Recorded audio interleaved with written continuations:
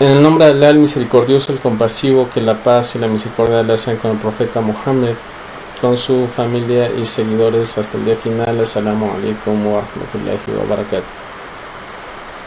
¿Qué tal, hermanos y hermanas? Bienvenidos a esta clase sobre la purificación en el Islam.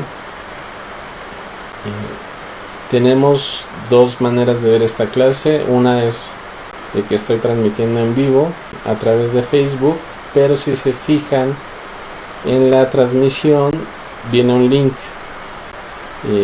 Este link es de Google Meet, donde si ustedes entran a la clase van a tener acceso a las preguntas, pueden utilizar el micrófono o también pueden escribir en el chat que tenemos.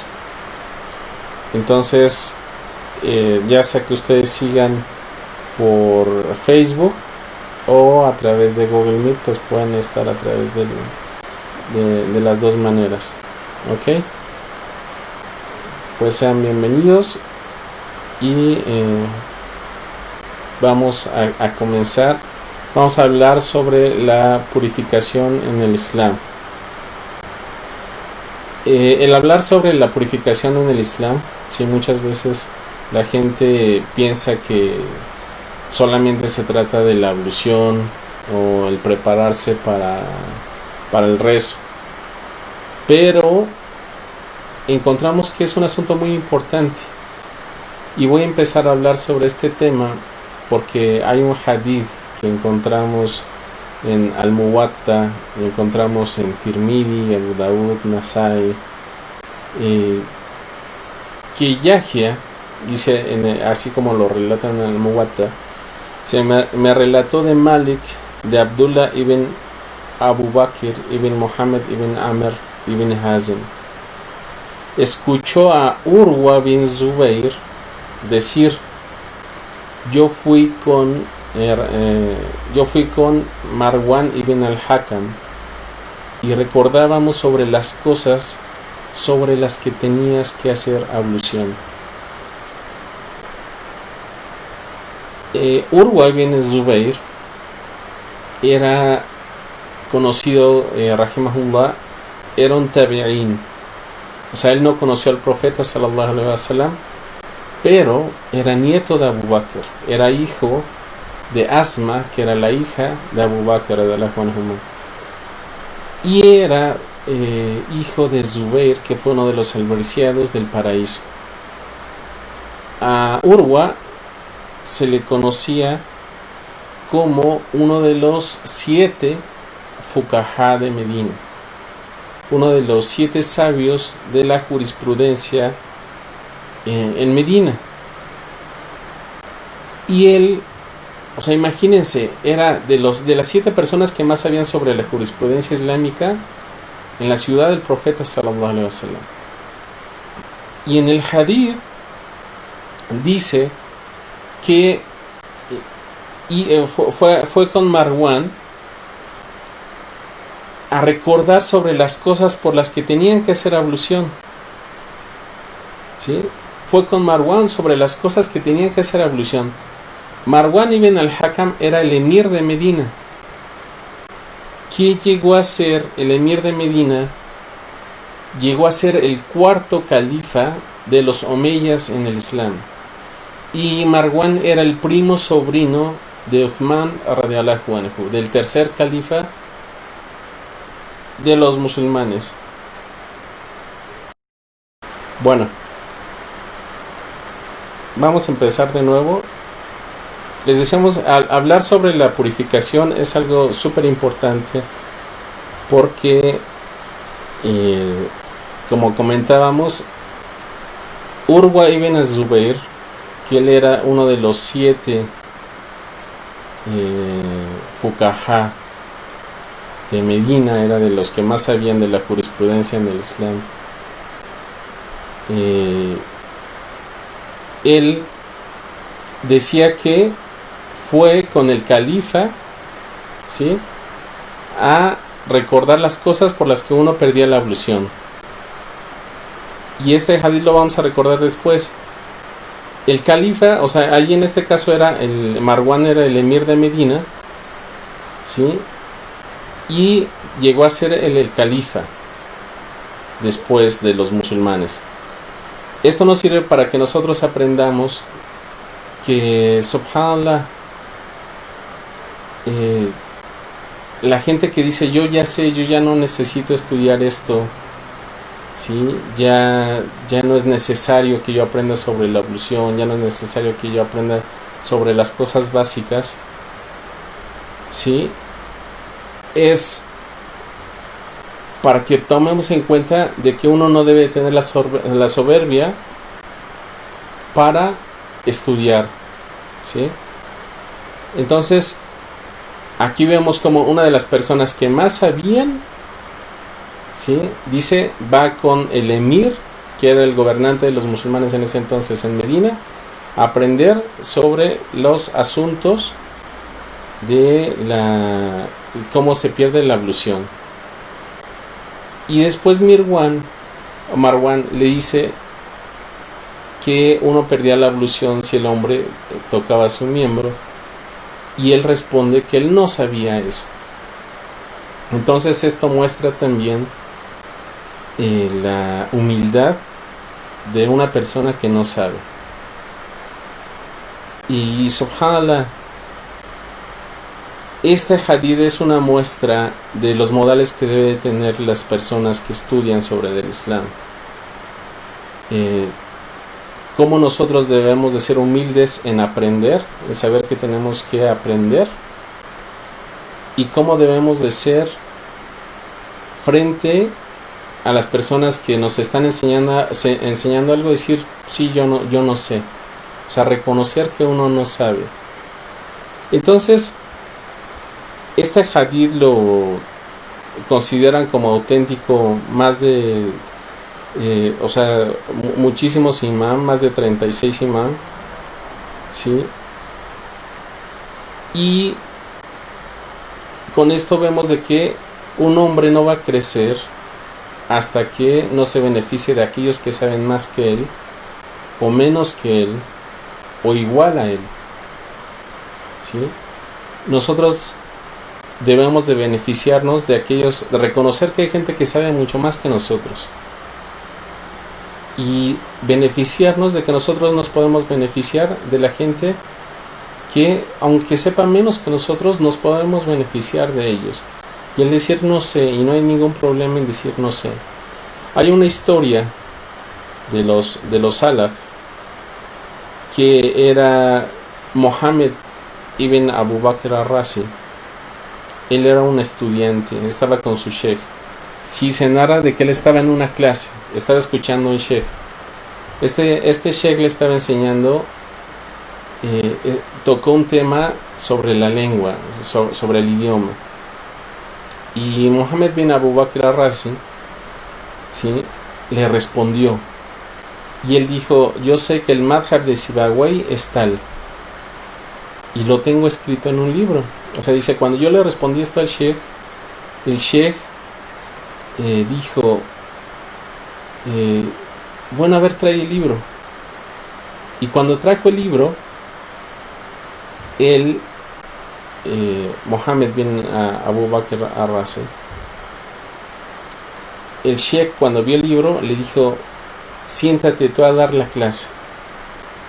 O sea, era una persona que estaba enseñando, hace una pregunta en la clase, ve que la persona que está en la clase le responde y que tiene un libro escrito acerca del tema que había preguntado, y el sheikh reconoce que esta persona sabía más que él, ¿sí?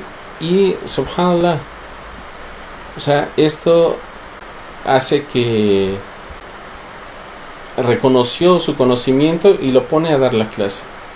Entonces este hadith nos enseña de que la purificación es algo de que los sabios más importantes de Medina en el tiempo de los tiempos cercanos al Islam lo estudiaban, y nosotros como musulmanes hoy en día, después de 1400 años, es algo que tenemos que repasar continuamente, tenemos que estudiarlo continuamente. Y pues ojalá esto debe de quedar pues para nosotros los musulmanes, que lo tengamos muy en cuenta. Vamos a ver acerca si se está viendo la presentación. Sí, ¿verdad?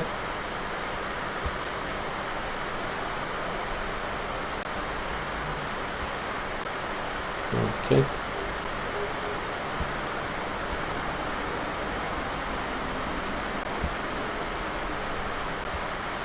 Bien.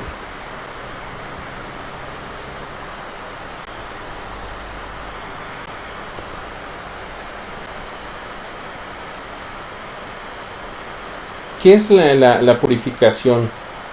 O sea, la purificación consiste en la limpieza de toda impureza material o inmaterial. Ahora, como comentábamos en un inicio, ¿sí? La purificación no solamente son de las cosas materiales, de las impurezas materiales. Y aquí es a donde vamos, ¿no? O sea, es súper importante porque el profeta sallallahu alaihi wasallam dijo: la purificación es la mitad de la fe. Decir alhamdulillah llena la balanza divina, ¿sí? Esto está en Muslim, en un hadith que está en Muslim. Y Allah subhanahu wa ta'ala en el Corán dice: ciertamente Allah ama a los que se arrepienten y purifican. También dice Allah subhanahu wa ta'ala en el Corán: Dios quiere apartar de ustedes todo pecado, oh familia del profeta, y que se purifiquen. Y otra de las ayas que muestran que la purificación no solamente es algo sobre lo material, es de que Allah en el Corán le dice a Muhammad sallallahu alaihi wasallam: toma una parte de sus bienes materiales para expulgarles, o sea, el zakat, o sea, para limpiar sus pecados, para purificarlos, y ruega por ellos que tus súplicas les transmiten paz. Dios todo lo oye y todo lo sabe. Entonces dice que si uno da zakat, hace que la gente se purifique, ¿sí? Y el que tú des caridad, el que tú ayudes a alguien, decía Ibn Qayyim que la persona que da caridad está más necesitada de la persona que lo recibe. La persona que da caridad está más necesitada de la persona que lo recibe. Subhanallah. Por lo tanto, la purificación se divide en dos.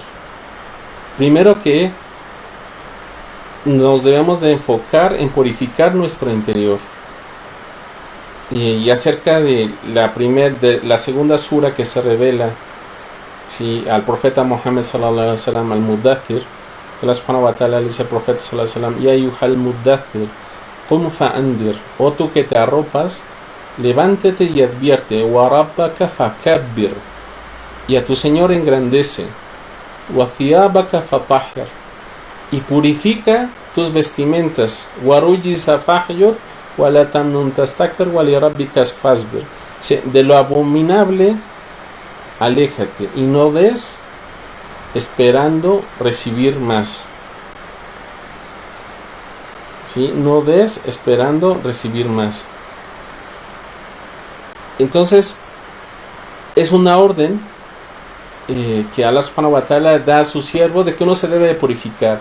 Y al final dice: wali rabbikas fasbir, y con los asuntos de tu Señor, o sea, con tu Señor ten paciencia. Nosotros los musulmanes debemos de tener paciencia con las cosas que Allah subhanahu wa ta'ala dictamina para nosotros. Y esto es el Islam. Lo que Allah dictamina para nosotros es el Islam, ¿sí? Entonces se dice que uno debe tener sinceridad,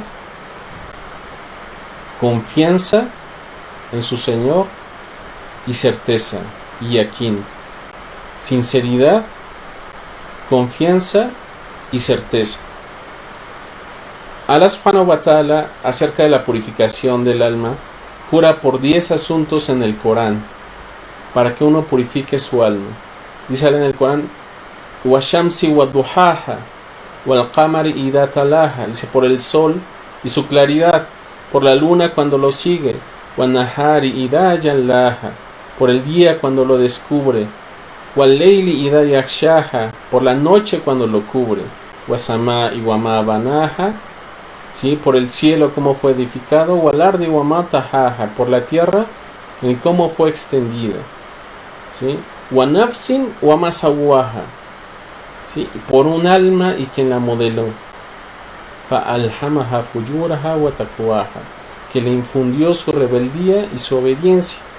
Qad aflaha man zakkaha wa qad khaba man dasaha, que habrá triunfado quien la purifique y se habrá perdido quien la lleve al extravío. O sea, subhanallah, nosotros cuando vemos que alguien cae en algo que es incorrecto, por ejemplo lo que acabamos de ver hace rato, o sea, tal vez la persona se divirtió, quería hacer algo malo, pero subhanallah, o sea, وَقَدْ خَابَ مَنْ دَسَاهَا, dice Allah subhanahu wa ta'ala que esa gente son los perdedores. قَدْ أَفْلَحَ الْمُؤْمِنُونَ, ¿sí? Ciertamente vencerán los creyentes, ¿sí? Entonces nosotros como musulmanes debemos de tener la certeza de que aquella gente que se apegue a su Señor, a los mandatos de su Señor, van a ser los que triunfarán. Y Allah subhanahu wa ta'ala aquí jura 10 veces, ¿sí? Por 10 cosas en el Corán, de que dice, habrá triunfado quien purifique su alma. Entonces cuando hablamos de la purificación, pues qué purificación más grande existe que la purificación interna. Y la purificación interna más grande que uno debe tener es la purificación del monoteísmo, ¿sí?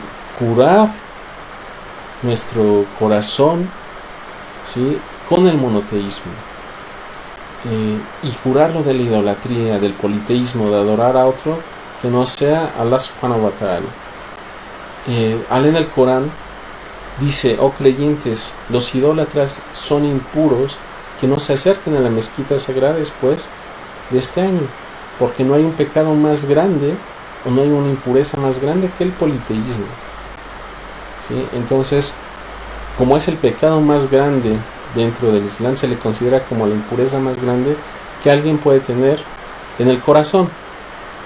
Encontramos en un hadith de Sahih Muslim que dijo el profeta sallallahu alaihi wasallam que las tentaciones se presentarán ante la gente, ¿sí? Y se presentarán como una estera que está trenzada junquillo a junquillo. Lo que han visto cuando tenemos algo de las palmeras, lo que salen que están entrelazados, dice que las tentaciones se van a presentar ante nosotros de esa manera, ¿sí? Y dice, y quien las acepte, habrá un punto negro en su corazón, y quien las rechace tendrá un punto blanco, hasta que haya dos tipos de corazones, uno blanco como una piedra blanca, dice que no será dañado por ningún conflicto mientras existan los cielos y la tierra, y el otro negro ceniciento, aswadu murbaddan, ¿sí? Como una vasija cubierta de polvo y dada vuelta. O sea, dice que las personas que llegan y aceptan las tentaciones, se va grabando, su corazón se va ennegreciendo poco a poco hasta que parece una vasija abandonada, como uno tiene en su casa o alguien, un recipiente que uno no utiliza y lo abandona y se llena de polvo. Nos refugiamos en Allah subhanahu wa ta'ala de esto. Entonces, las personas que aceptan las pasiones, las tentaciones, su corazón se vuelve negro. Y dijo el profeta sallallahu alaihi wasallam, dice, no reconocerá lo bueno ni rechazará lo malo, sino que estará impregnado de pasiones. Estará impregnado de pasiones. Le pedimos a Allah subhanahu wa ta'ala que nos refugie de esto. Por eso el profeta sallallahu alaihi wasallam decía, o Allah, pon luz en mi corazón, o Allah, me refugio en ti de un corazón que no te teme, o Allah, dales temor a nuestras almas, purifícalas porque tú eres el mejor que las puede purificar, tú eres su aliado y su Señor. O Allah, limpia mi corazón de los pecados tal como se limpia una prenda blanca de la suciedad. Decía el profeta sallallahu alaihi wasallam también, no aquel que tiene el poder de cambiar los corazones, afirma el mío sobre tu religión. Entonces, el conocimiento, regresando a lo que hablamos en un inicio, lo que importa del conocimiento es obrar con él. Decían los salaf, laysa al-ilmu bi kathrati riwaya, ¿sí? Decían, el conocimiento no es por qué tanto tú relates, por qué tanto tú digas yo sé esto, yo sé el otro, sino es lo que tú obres con él. Decían también los eruditos se dividen en dos: las personas que conocen sobre los asuntos de Dios y las personas que conocen sobre Dios. ¿Sí? Las personas que conocen sobre los asuntos de Dios son las personas que te dicen esto sí se puede hacer, no se puede hacer. Pero las personas que conocen sobre Dios son aquellas personas que le temen, que tienen la reverencia que es merecida a Allah subhanahu wa ta'ala, y sin duda, pues qué mejor de juntar entre esos dos conocimientos, ¿no? Pero realmente el conocimiento que más importa es el temor que uno le tenga a Allah subhanahu wa ta'ala. Ahora vamos a hablar acerca de la purificación externa. ¿Sí? Cuando la purificación externa es la que consiste, que es con agua a través de la ablución menor, ¿sí? De lo que es el wudú, después lo que es la ablución mayor de lo que es el ghusl, después aquella de la que es con tierra, ¿sí? De la ablución menor es a lo que se le llama una impureza ritual menor, ¿sí? Recordemos, hay impureza ritual mayor. Si una persona está en impureza ritual mayor, tiene que hacer la ablución mayor. Si una persona está en una impureza ritual menor, tiene que hacer la ablución, ¿no? O sea, la ablución es algo que tenemos que hacer si uno orina, defeca, si uno echa una flatulencia, si sale líquido seminal, o si se desmaya, o si se duerme acostado, por ejemplo. También comer la carne de camello. La ablución mayor, ¿sí? Es aquella que sale por haber tenido contacto en una relación íntima con los órganos entre el masculino y el femenino, cuando después de la menstruación o la hemorragia posparto. Y pues el tayamum es cuando es una ablución seca, ¿sí? Es un ritual que una persona hace cuando se sustituye la ablución con agua, que eso inshallah pues lo iremos diciendo. Entonces, en primer lugar tenemos dos tipos de purificación, que es la purificación interna y la purificación externa, ¿sí? La purificación interna es una de las cosas inmateriales, es de que nos debemos de librar de la hipocresía, de la envidia, de todo sentimiento malo que tengamos en el corazón, porque no sirve de nada de que tú te laves y te presentes a rezar cuando tu corazón está lleno de maldad. ¿Sí? Tienes que combinar entre las dos cosas. O sea, no sirve de que tú digas sí, yo soy un musulmán, pero por dentro tienes malos sentimientos frente a los demás, ¿no? O sea, existe la hipocresía. Entonces, por lo tanto, uno debe de pensar, ¿no? Sobre sí mismo. Cada quien tiene sus errores y pues debe de pensar en cómo lo lleva a cabo, ¿no? Su vida. Entonces vamos a ver ahora los tipos de agua. Tenemos el agua que es la purificadora. Fíjense, en el tiempo del profeta sallallahu alaihi wasallam, o sea, los sabios, cuando uno ve los libros de fiqh o de jurisprudencia, dicen, bueno, los tipos de agua se dividen en este y en el otro. A través del estudio de los hadith, de los dichos del profeta Muhammad sallallahu alaihi wasallam, es que uno se da cuenta de esto. Ellos hacían esa clasificación de agua, y la prueba está en este hadith que dijo el profeta sallallahu alaihi wasallam. Pero antes cuentan una historia, ¿no? Al-Mughira ibn Abu Burda, que era de la tribu de Bani Abd ad-Dar, dijo que escuchó a Abu Huraira hablar de un hombre que había ido con el profeta sallallahu alaihi wasallam, y le dijo: mensajero de Allah, nosotros viajábamos por el mar y no llevábamos mucha agua fresca con nosotros. La usamos para hacer vudú. Si la usábamos para hacer vudú, pues íbamos a gastar el agua que teníamos para beber, ¿sí? Y nos iban a quedar sedientos. ¿Acaso podemos hacer vudú con el agua del mar? El mensajero sallallahu alaihi wasallam respondió: su agua es pura y sus criaturas muertas son halal. O sea, de que el agua es pura y de lo que se extrae de los peces es lícito para comer. ¿Sí? Es un hadith sahih. Dijo Shafi'i, el imam Shafi'i, que este hadith es la mitad del conocimiento sobre la purificación. Este hadith es la mitad del conocimiento sobre la purificación. ¿Sí? Entonces, también de los beneficios que encontramos en este hadith es de que no es necesario que uno se lleve mucha agua purificada, o sea, que purifique para viajar. ¿Por qué? Porque ellos no llevaban el agua, sino llevaban el agua necesaria para tomar, ¿no? Encontramos también de que si el agua, aunque cambia su sabor, pero queda en su forma original, como la que es la del mar, puede uno hacer la ablución con ella, siempre y cuando no se vuelve impura, ¿sí? A través de algo que sea impura, a través de la mano del hombre, ¿no? O que por otra circunstancia haya cambiado su estado original. Entonces, el agua pura es el agua que Allah subhanahu wa ta'ala creó y está en su forma original, que es el agua de lluvia, de mar, de río, de manantiales, y que brota sola por extracción, ¿no? Es el agua que sea dulce o salada, caliente o fría. Y estas aguas son con las que está permitido que uno se purifique. ¿Sí? Por ejemplo, Allah en el Corán dice sobre el agua de la lluvia, dice: Él es quien envía los vientos como anuncio de su misericordia y hace descender del cielo agua pura. ¿Sí? Entonces, esta es el agua purificadora.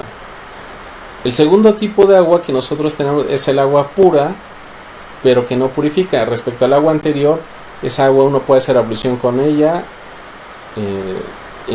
La que es, por ejemplo, también la puedes utilizar para cocinar, etcétera, menos la del mar, obviamente. Pero puedes hacer ablución o inclusive algunas de ellas las puedes llegar a tomar. Está el agua que es pura pero que no purifica, ¿sí? Entonces, esta agua es aquella que se le mezcla algo que es puro, o sea, que no se le considera como una inmundicia, como en este caso tenemos en la foto un agua con jabón, ¿no? O el café cambia su color, ¿no? Cuando a un agua tú le echas café, cambia el color, cambia su sabor, cambia su olor, o con el jabón. Entonces esta agua sí es pura, pero no es purificadora, no sirve para hacer la ablución. Y tenemos el agua que es impura, que es el agua que cambia su color, sabor o olor, porque es mezclado con alguna sustancia impura, y no importa si es poca agua o mucha. Y de acuerdo pues a la legislación islámica no es permitido purificarse con esta clase de agua. Entonces, el agua impura se purifica cuando la impureza y sus efectos desaparecen, ya sea por sí misma o por una acción externa, ¿sí? O como su eliminación, o se le agregue más agua. Si ustedes dudan si un agua es pura o impura, se debe de basar en el origen de la misma y el estado original de cómo se conserva de lo que es el agua, ¿no? Si se confunden dos aguas, una pura y otra impura, y no se tiene más agua a disposición, pues entonces se debe realizar la purificación con el agua que se cree que sea más pura. Es como si se confunden dos prendas para vestir, o sea, una está limpia y otra tiene una impureza, entonces se debe de rezar con la que uno crea que tiene menos impureza que la otra, o sea, con la que se cree que está más limpia, después de esforzarse en ello, en tratar de ver cuál es el agua más limpia, la vestimenta más limpia. Ahora, ¿cuáles son las clases de impurezas? Tenemos la orina y las heces, ¿sí? La sangre de la menstruación o del posparto, la saliva del perro, ¿sí? La carne de cerdo, un animal muerto por causa natural, la sangre derramada, el líquido preseminal, los animales de carroña, el vino o el semen. Y respecto al semen, pues hay diferencias de opinión, pero vamos a hablar acerca de ello ahorita, en un momento, de cada una de estas. Debemos de saber de que pues de todas estas, nosotros, si se nos presenta alguna de ellas, debemos de nosotros tratar de purificar, de todas estas que hablamos anteriormente, purificar nuestro cuerpo, la vestimenta o nuestro lugar de oración de esto, ¿no? Respecto a la orina y las heces, el profeta sallallahu alaihi wasallam dijo que iba a ser uno de los motivos por las cuales una persona podía recibir castigo en su tumba, el mancharse de orina, ¿no? Ibn Abbas radhiyallahu anhu relató que el profeta sallallahu alaihi wasallam pasó por dos tumbas cuyos habitantes eran castigados y dijo: ciertamente que están siendo castigados y no es por un pecado mayor. Uno de ellos se ponía a resguardo de su orina y el otro difundía chismes maliciosos. O sea, una de esas personas hacía giba, decía chismes, y la otra persona no se importaba en mancharse de orina. Entonces tomó una hoja de palma, la partió en dos y la clavó en la mitad de cada tumba. Le preguntaron al mensajero de Allah por qué había hecho eso, y entonces él dijo: tal vez se reduzca el castigo hasta que se seque. Ahora, esto solamente es válido con el profeta sallallahu alaihi wasallam porque él sabía que estaban siendo castigados por ellos. Él era el profeta y él sabía cosas del oculto, ¿sí? Nosotros no sabemos si las personas están siendo castigadas por ello o no, entonces nos permitió que esto uno lo haga en una tumba. Vamos a hablar acerca de los modales de ir al baño, ¿sí? Porque esto está relacionado con la orina y con las heces. De los modales de ir al baño, hay un hadith que encontramos en Muslim, que dijeron los sahabas, el profeta sallallahu alaihi wasallam nos prohibió orientarnos hacia la qibla. O sea, cuando uno hace del baño debe tratar de evitar orientarse hacia donde está la Meca. En el momento de excretar o de orinar, el limpiarse con la mano derecha, utilizar menos de 3 piedras para limpiarse. En ese tiempo utilizaban piedras, utilizaban agua, pero decían menos de 3 no, o sea que no se limpiara menos de 3 veces una persona cuando excretara, ¿no? Y que no se limpiaran también con estiércol o huesos. Recordemos que el estiércol a veces puede parecer que parece piedra. Sí, hay hadices donde el profeta sallallahu alaihi wasallam había pedido que le pasaran piedras porque no tenían agua, y le pasan estiércol, se da cuenta que es estiércol y lo desecha, ¿no? Entonces, y tampoco los huesos. Y también en el hadith dice y soplar dentro de los recipientes. Subhanallah, fíjense, esto en la clase de la mañana estaba con una hermana y ella me preguntaba por qué en el Islam se prohíbe soplar dentro de la comida. Y vemos como 1400 años después, hoy por el coronavirus, el que una persona sople, si alguien está partiendo su pastel de cumpleaños y le sopla, todo el mundo le dice no. Ahora todo el mundo está en contra de que alguien le sople a la comida, y porque puede ser un motivo de contagio, ¿no? Entonces son de las cosas que encontramos en el Islam que subhanallah, hasta en ocasiones uno no sabe por qué, pero ahora vemos, puede ser uno de los motivos, ¿no? Allah subhanahu wa ta'ala solamente sabe el motivo, y el profeta sallallahu alaihi wasallam supo en ese momento, sabía el motivo por qué decía eso, pero hoy en día pues podemos ver cuál es dentro de la sabiduría del Islam esto, ¿no? Abu Ayyub relató también en un hadith de Muslim que decía: cuando fuimos a Siria encontramos que los baños ya estaban construidos enfrentando a la Qibla. Ellos no mencionaban Siria, era Sham, ¿no? Pero es la parte de lo que es Siria. Si entonces le preguntaron, giramos nuestros rostros de ella y pedimos perdón a Allah, o sea, los baños estaban hacia la Qibla, pero ellos volteaban el rostro, ¿no? Aunque sabían que iban a hacer sus necesidades hacia la Qibla, pero volteaban el rostro. Entonces dijo sí. Uno debe tener cuidado en no hacer de las necesidades en los caminos ni debajo de los árboles. Abu Hurairah radhiyallahu anhu relató en un hadith de Muslim que dijo el profeta sallallahu alaihi wasallam: cuídense de las 2 cosas que les traen maldición. Le dijeron: ¿cuáles son, mensajero de Allah? Y dijo: el que hace necesidades en los caminos de la gente o bajo la sombra de los árboles.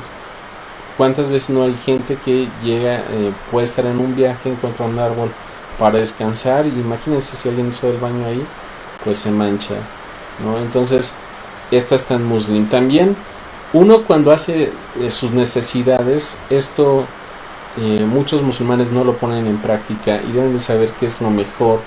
Seguir el ejemplo del profeta sallallahu alaihi wasallam es el higienizarse con agua. ¿Sí? Anas ibn Malik relató que el profeta sallallahu alaihi wasallam decía: solía el mensajero de Allah sallallahu alaihi wasallam retirarse a un lugar alejado de la vista de los hombres para hacer sus necesidades. Llevaba agua y se lavaba con ella. ¿Sí? Y el título que pone Muslim en eso decía: lavarse las partes privadas con agua. Y uno lo tiene que hacer con la mano izquierda, no con la mano derecha. Otro de los asuntos relacionados es cuando uno se levanta, también dice el profeta que antes, sallallahu alaihi wasallam, antes de meter tus manos en el recipiente, por ejemplo, si tú tienes agua destinada para hacer la ablución, que te debes de lavar las manos 3 veces, porque no sabe uno dónde puso su mano durante el sueño. Ahora, respecto a lo relacionado a la orina, el profeta sallallahu alaihi wasallam dijo que la orina de un bebé es impura a partir de que se le da alimento, aparte de la leche materna. ¿Qué quiere decir? Hay un hadith que dijo el profeta sallallahu alaihi wasallam, que está en Abu Dawud y es un hadith auténtico, que dijo: la orina de una bebé se debe quitar lavándola y la de un bebé rociándola. Y en Abu Dawud viene que dice: siempre y cuando ellos se empiezan a alimentar, ya entonces la de los dos se deben de lavar. O sea, si un bebé tiene la lactancia, ya ven que a un bebé se le empieza a alimentar al parecer 4 o 5 meses, como a los 5 meses, 6 meses ya se le empieza a dar comida.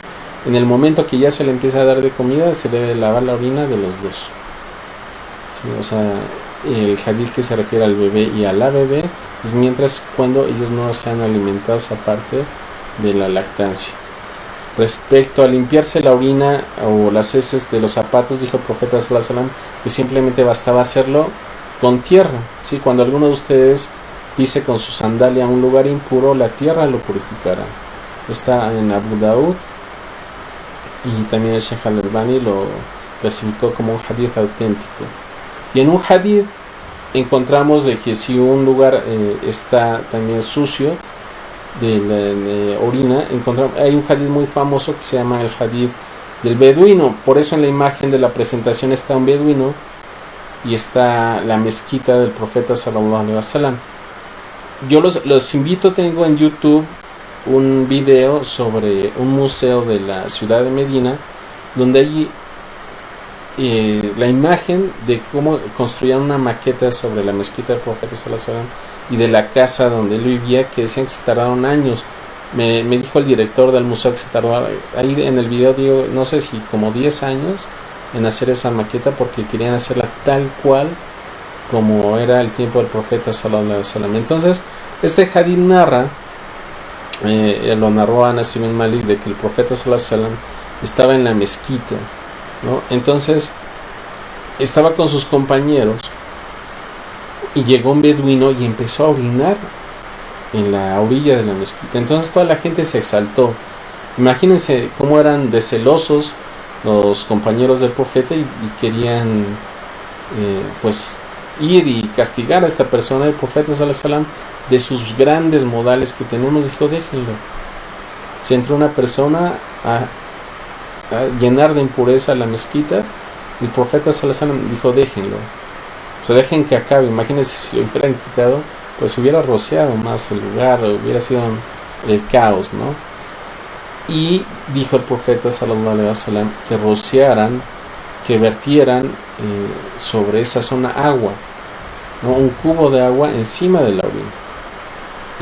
Entonces el profeta sallallahu alaihi wasallam enseñó que con eso se limpiaba la orina.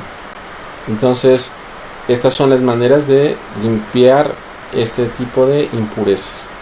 Respecto a la sangre de la menstruación del postparto, encontramos un hadith que está en Muslim de Asma. Asma, la hija de Abu Bakr, dijo: una mujer vino al profeta. Asma, aquí recuerdan de quien hablábamos, de Urwa bin Zubayr, era hijo de ella.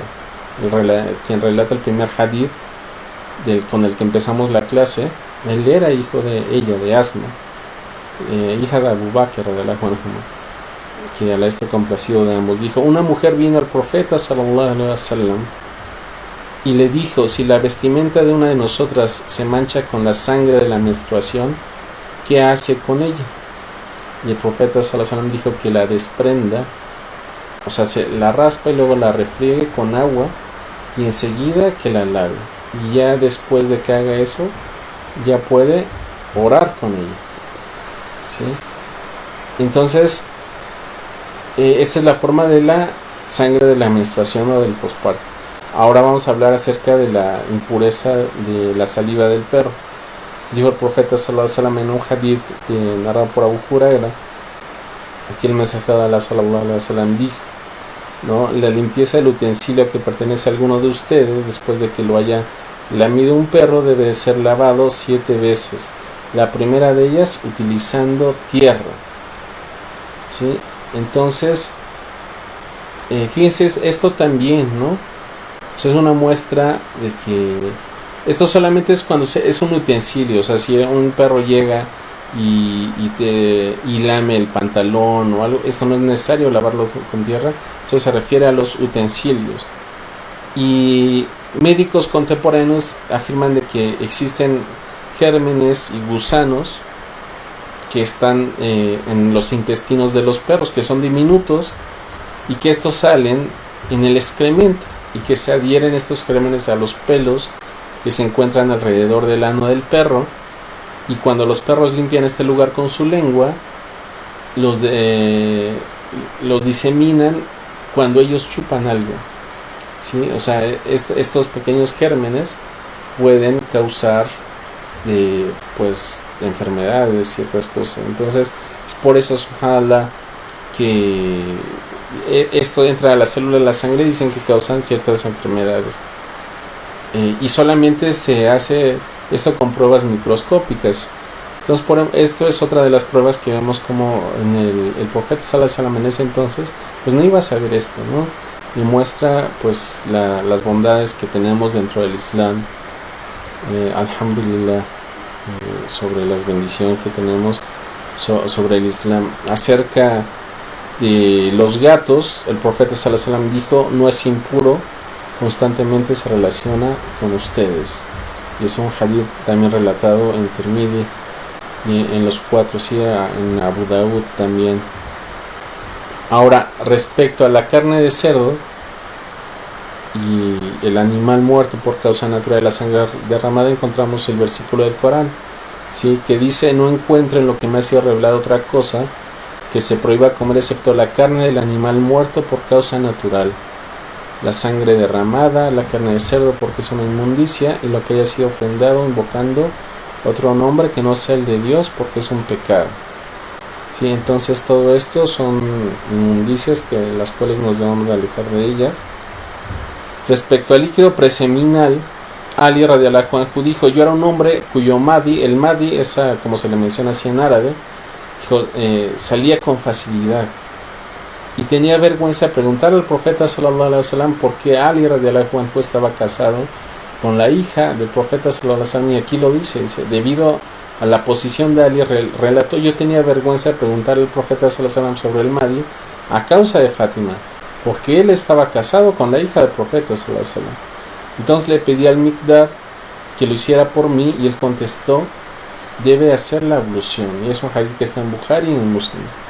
¿Sí? Entonces, o sea, al Miqdad le pregunta al profeta sallallahu alaihi wasallam sobre el Mahdi, y él dijo que tenía que hacer ablución. Entonces, cuando está el líquido preseminal, uno tiene que hacer ablución, no tiene que hacer el ghusl, pero sí lo tiene que lavar, lo tiene que rociar de la vestimenta.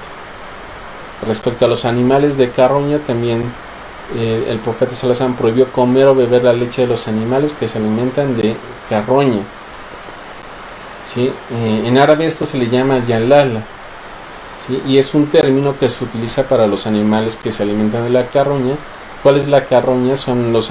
La carroña son los animales que mueren naturalmente, entonces llegan otros animales y los comen, ¿sí? Entonces, indistintamente si es macho el animal o hembra, si es o no permisible utilizar la carne, la leche de estos animales, pues los sabios hablan respecto a esto, y dicen que un animal se considera yalala si la mayor parte de su alimento consiste en excrementos o desechos, pero si la mayor parte del alimento que consume son elementos permitidos, entonces el animal ya no se clasifica bajo esta categoría.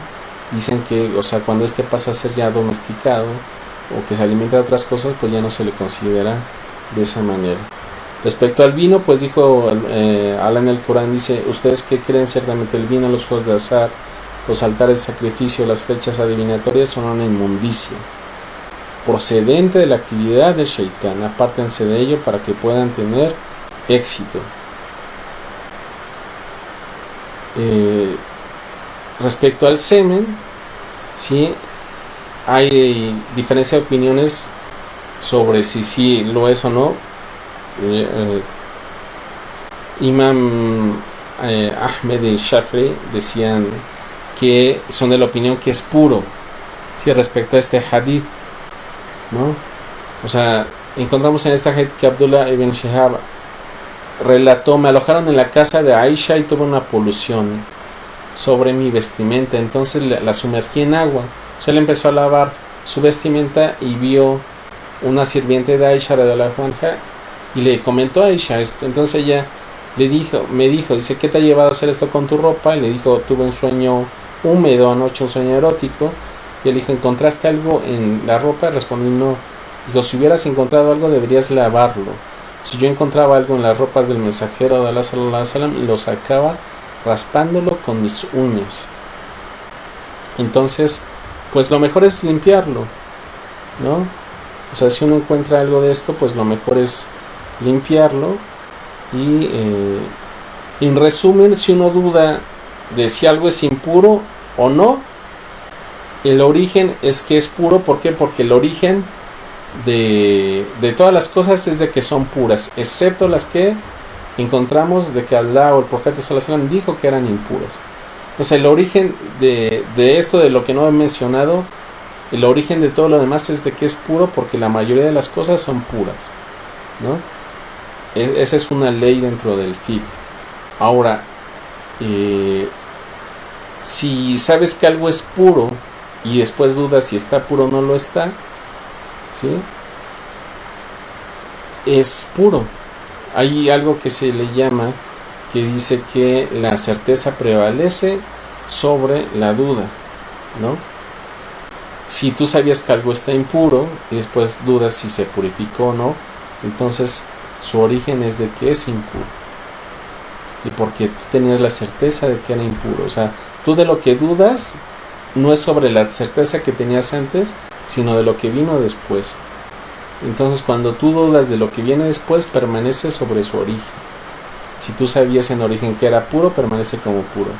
Y si sabías que en origen era impuro, entonces permanece como impuro. Y esto está basado en un hadith del profeta sallallahu alaihi wasallam que dijo que uno no se aparte de la oración cuando duda si echó una flatulencia, hasta que tenga la certeza de haber olido algo o escuchado un ruido, ¿sí? Entonces aquí la duda se quita con la certeza. Es el oler algo, el haber escuchado un ruido. Encontramos después acerca sobre los utensilios, ¿sí? De que pues tanto los hombres como mujeres tienen prohibido comer o beber en utensilios de oro o de plata, ¿sí? Ahora, es lícito para las mujeres engalanarse con oro o plata, y es lícito para los hombres usar anillos de plata, pero no puede usar oro para engalanarse el hombre, a menos que sea un tratamiento médico, ¿no? Algo que sea necesario. Entonces dijo, hay un hadith que está en Bukhari y Muslim de Hudayfa, que dijo, oí al mensajero de Allah sallallahu alaihi wasallam decir: no vistan seda ni brocado, y no coman ni beban en recipientes de oro o plata. Sí, esto es para ellos en esta vida y para nosotros en la otra. O sea, para ellos, la gente que no era creyente, y para nosotros en la próxima vida, o sea, para los creyentes. la esposa del profeta sallallahu alaihi wasallam, Salama, relató que el mensajero de Allah sallallahu alaihi wasallam dijo: quien bebe en recipientes de plata llena su estómago con fuego del infierno. Entonces uno como musulmán debe tratar de no debe de tener recipientes que sean de oro o plata en su casa. Vamos a hablar por último acerca de lo que es la fitra, ¿sí? Son de las cosas que tenemos que hacer, ¿sí? Que son pues algo que es lo natural, el instinto natural del ser humano, ¿sí? Y también los sabios dicen que puede referirse a esto de lo que la suna significa, lo que es la fitra, ¿no? Pero encontramos en un hadith de Muslim que Anas radhiyallahu anhu dijo que el profeta sallallahu alaihi wasallam dijo: se nos ha ordenado un tiempo límite para recortarnos el bigote, cortarnos las uñas, depilarnos las axilas, afeitarnos el pubis, y es que no debemos de dejar de hacerlo por más de 40 noches. Eso está en Muslim. Y en otra transmisión está la circuncisión, ¿sí? Entonces uno no debe dejar más de 40 días sin que haga esto, ¿sí? La circuncisión no es obligatoria, pero es algo que se llama una muaca, es algo que uno debe tratar de hacerlo, en este caso para los hombres, por la impureza que uno puede guardar, ¿sí? Y se dice que no es obligatoria, ¿por qué? Porque el profeta sallallahu alaihi wasallam en los hadices de las personas que decían shahada, que entraban al Islam, no les decía inmediatamente: y tienes que hacer la circuncisión. Si fuera algo obligatorio, pues el profeta sallallahu alaihi wasallam lo haría, o se los explicaría luego después de que ellos se habrían hecho musulmanes. Ahora encontramos en un hadith de Aisha, ¿sí? También que está en Muslim radhiyallahu anha, que dijo: la fitra son 10, recortarse los bigotes, o sea, el hombre se debe dejar crecer la barba, pero recortar el bigote, o sea, no dejarlo crecer largo por más de 40 días, usar el siwak. Ahora, respecto a dejar crecer la barba, hay un libro muy bueno que está en Islam House en español sobre los temas relacionados a los asuntos de la barba, y también quien pueda leer en árabe acerca en Fatahul Bari, en la explicación de Bukhari sobre este tema, es algo, hay muchas diferencias de opiniones en los sabios en cuanto a cómo debe ser el largo de la barba, etcétera. Les recomiendo estos dos fuentes para estudiar acerca de ese tema. Sí, el usar el siwak, aspirar con agua a la nariz, cortarse las uñas, lavarse entre los dedos. Aquí vemos en la presentación lo que está mencionado en este hadith. Esto que está en circulitos es lo que menciona el profeta sallallahu alaihi wasallam en los hadices, lo que uno tiene que lavar, o sea, entre estas partes de los dedos, sí, tratar de lavarlas. El depilarse las axilas, el afeitarse el pubis, lavarse las partes privadas con agua. Eso está en el hadith. Y dijo Musab, que era el transmisor: olvidé la 10ª, pero pudo haber sido enjuagarse la boca. O sea, son de las cosas que son parte de la fitra. Entonces, pues con esto terminamos. Inshallah, para la semana siguiente vamos a hablar acerca de cómo hacer la ablución, el ghusl del tayammum. Le pido a Allah subhanahu wa ta'ala que nos acepte, ¿sí? Que nos perdone y pues que nos beneficie de aquello que hayamos escuchado.